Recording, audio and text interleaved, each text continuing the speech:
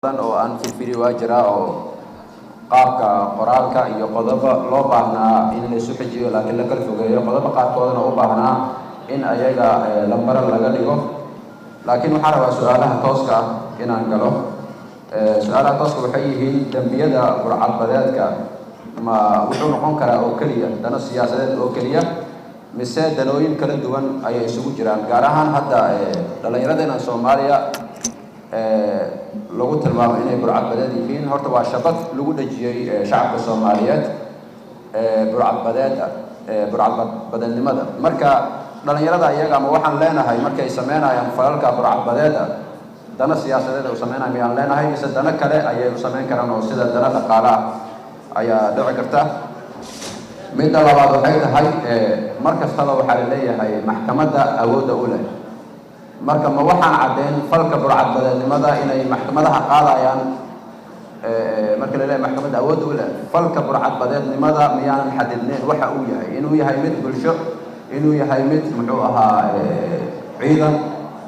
sidaa darteeda maxaa loo xadidi waayay maxkamadda qaadaysa falka isaga waxaa kaloo xiga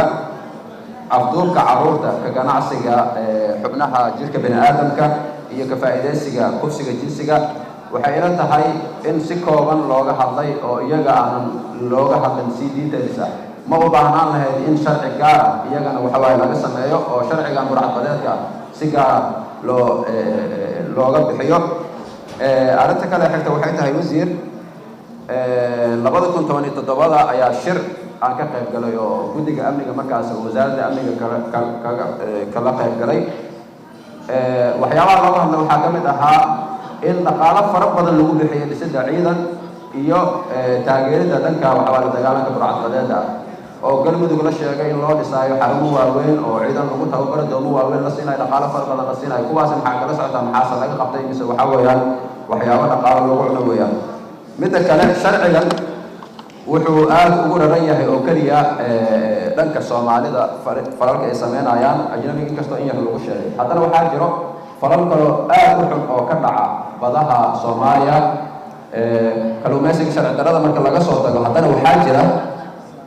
sun ayaa badda lagu shubaa oo baddayna hadeertaan ma xadidna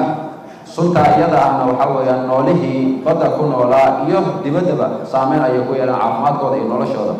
kuwa iyagaana maxaa waxaa weeyaan ka leedahay oo kumaadan soo dirin waa masantahay shukran